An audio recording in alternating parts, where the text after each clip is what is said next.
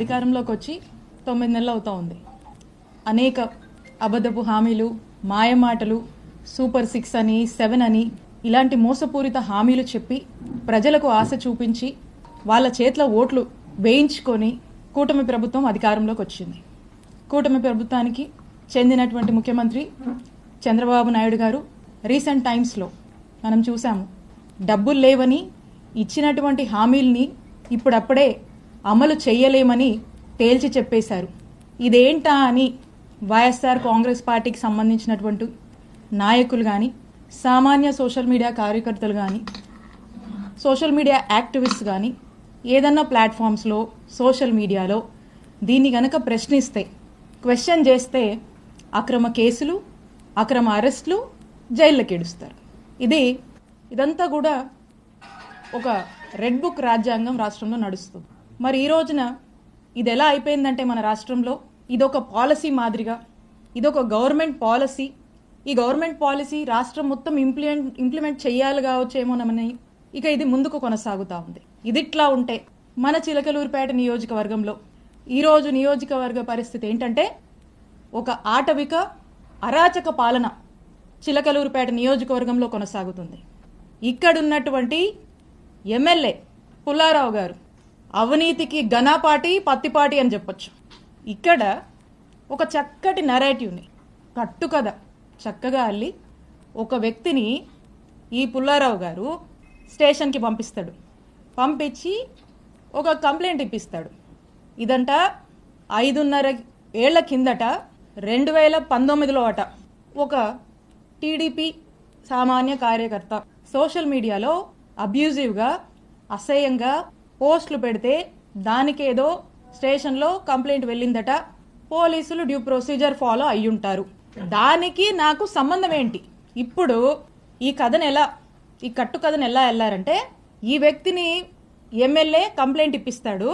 ఇక్కడ పోలీసులు కంప్లైంట్ నమోదు చేస్తే అది ఎమ్మెల్యేనే చేపించాడు, ఈ పుల్లారావు గారేనని అనుకుంటారు జనం అని చెప్పి ఇక్కడ ఇప్పించి ఇక్కడ ఏమీ చేయకుండా మళ్ళా ఇదే కంప్లైంట్ని హైకోర్టులో ఇప్పిస్తారు.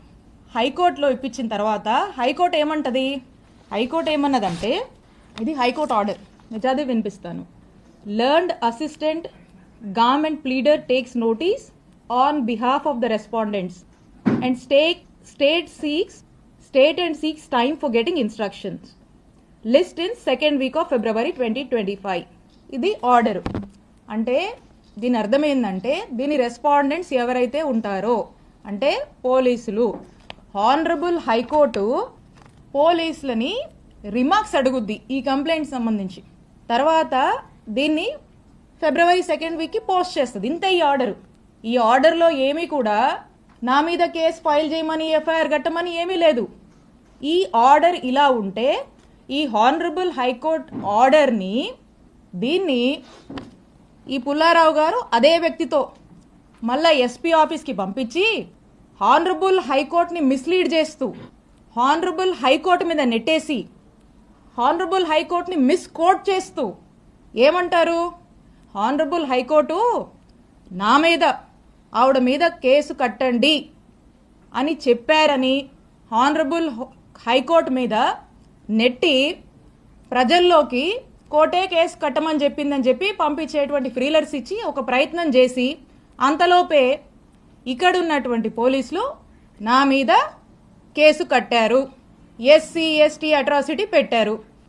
పూర్తిగా అవాస్తవాలతో ఒక కథల్లి, ఈ కథలో ఇక్కడే మనం దీన్ని నిజం చేస్తే జనం అనుకుంటారని అక్కడ దాకా పంపించి, అక్కడ ఏం డైరెక్షన్, హానరబుల్ హైకోర్టు నుంచి ఏ డైరెక్షన్ లేకపోయినప్పటికి కూడా ఇక్కడ పోలీసుల్ని ప్రెజర్ చేసి జనాల్లోకి కోర్టే విధించమని చెప్పిందని కోర్టుని మిస్లీడ్ చేస్తూ ఇక్కడ కేసు కట్టారు.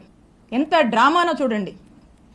ఇదిట్లా ఉంటే రాష్ట్రంలో ఎలక్ట్రిసిటీ ఛార్జీలు పెరిగి ప్రజలు అనేక ఇబ్బందులు పడుతూ ఉంటే వారికి అండగా ఉందామని మా వైఎస్ఆర్ కాంగ్రెస్ పార్టీ నాయకుడు మా జగనన్న పిలుపునిస్తే విద్యుత్ పోర్ అనే కార్యక్రమంలో భాగంగా రాష్ట్ర వ్యాప్తంగా మా వైఎస్ఆర్ కాంగ్రెస్ పార్టీ వాళ్ళంతా కూడా అన్ని నియోజకవర్గాల్లో ఎలక్ట్రిసిటీ ఆఫీసెస్కి వెళ్ళి అక్కడ ప్రజలు ఇబ్బంది పడుతున్నారు, ప్రభుత్వం దృష్టికి ఇది తీసుకువెళ్ళాలి, ప్రజలకి భారం అవుతుంది, ఖచ్చితంగా ప్రభుత్వం దీనికి రెస్పాన్సిబిలిటీ వహించాలి, ఈ ఛార్జీలు తగ్గించాలని మేము రిప్రజెంటేషన్ ఇస్తే స్టేట్ మొత్తం జరిగితే, కానీ ఇక్కడ మన చిలుకూరుపేటలో మాత్రమే స్పెషల్.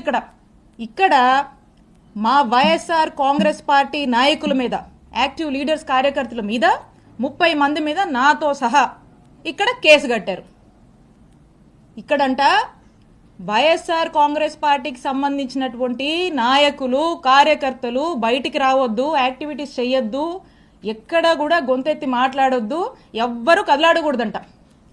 ప్రతి గ్రామం నుంచి ఈ రోజున పోలీస్ స్టేషన్లో కేసులు పెట్టడం, పోలీస్ స్టేషన్లోకి పిలిపించడము, హరాస్ చేయడము, తిట్టడము, కొట్టడము, కేసులు పెట్టడము, అరెస్టులు చేయడము, జైళ్లకు తీసుకువెళ్లడము, ఈ విధమైనటువంటి అరాచక పాలన చిలుకూరుపేట నియోజకవర్గంలో నడుస్తోంది.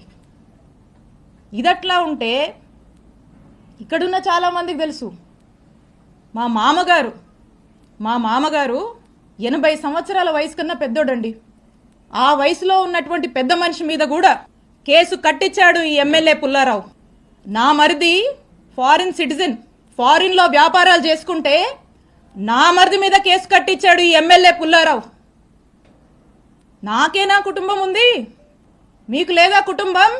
ఎన్ని రోజులు సాగుద్ది అనుకుంటున్నారు ఇట్లా? ఎన్ని రోజులు నడుస్తుంది అనుకుంటున్నారు ఇట్లా? నేను ఇక్కడ మీకు ఒక్కటే చెప్పాలనుకుంటున్నా, ఈరోజు నా కుటుంబాన్ని, మా వైఎస్ఆర్ కాంగ్రెస్ పార్టీ నాయకుల్ని కార్యకర్తల్ని మీరు ఇబ్బంది పెడతా ఉన్నారు. పుల్లారావు గారు, మీకంటూ ఓ రోజు వస్తుంది, గుర్తుపెట్టుకోండి. ఇంకోసారి చెప్తున్నా, మా కుటుంబం జోలికి వస్తున్నారు కదా, మాది పురుషోత్తపట్నం, గుర్తుపెట్టుకోండి, ఊహించుకోండి ఒకసారి. నేను ఇక్కడ మీ మీద గెలిచి మిమ్మల్ని ఇంట్లో కూర్చోబెట్టాను. ఇక్కడ 5 ఏళ్లు నేను పనిచేశా, నేను ఎమ్మెల్యేగా చేశా, నేను మంత్రిగా పనిచేశా. కానీ ఎక్కడా కూడా ఇలాంటి వాతావరణాన్ని క్రియేట్